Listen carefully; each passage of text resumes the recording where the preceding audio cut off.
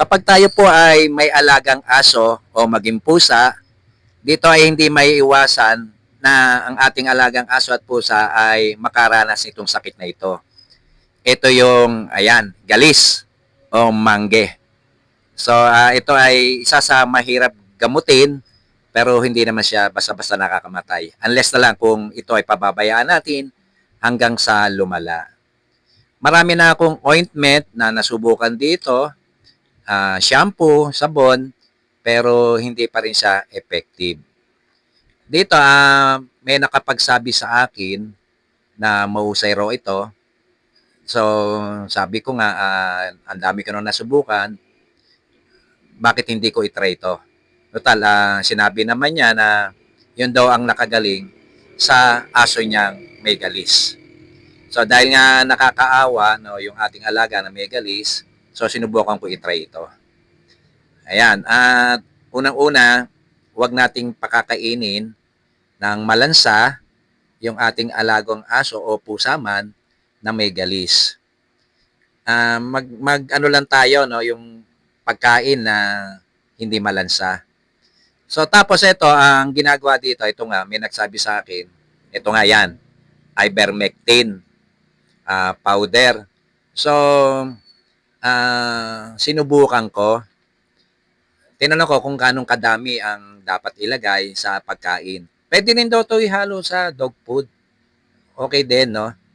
At sa bagay, sinubukan ko rin naman. So, gano'n bang karami ang dapat ilagay?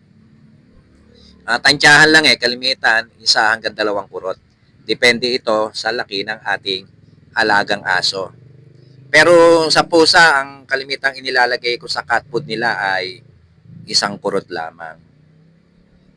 So, inobserbahan ko, ang sabi nung nagsabi sa akin, ay lagyan ko lang yung pagkain ng aking alagang aso sa loob lamang ng 7 days. Isang beses lang, isang araw. So, wala namang mawawala, kaya ito ay sinunod ko.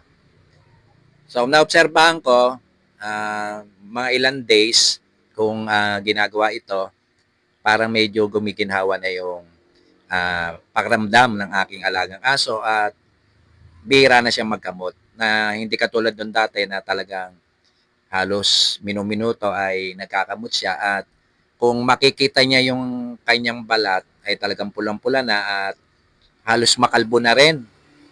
Wala nang balahibo, tumitigas pa yung balahibo, nakakatusok na. Dry na dry.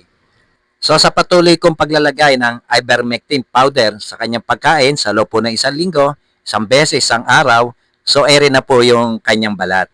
Ayan, nanumbalik na po yung kanyang balahibo. Kuminis na rin yung kanyang balat at hindi na rin po siya nagkakamot. So, pagtiyagaan lang po natin at baka ito'y makayang ng ating alagang aso.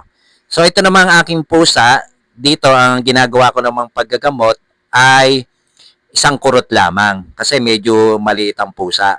Basta depende na naman po sa laki ng ating alaga. May mga pusang malalaki din, pwede nyo dagdagan yung 1 kurot.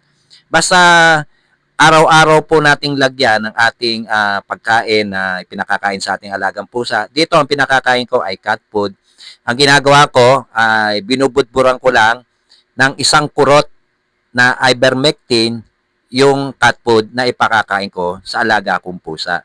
Kung sa alaga kong aso ay 2 kurot o higit pa ang aking ginagawa dahil malaki naman ang aso, pero sa pusa medyo maliit siya, so tama na po yung 1 kurot ng ivermectin powder ang ating ilagay sa kanyang cat food.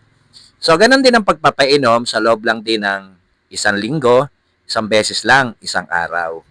Pero kung sobrang lala na ng galis o mangge ng ating alaga, pwede natin gawin ng 2 beses sa isang araw sa loob ng 7 araw.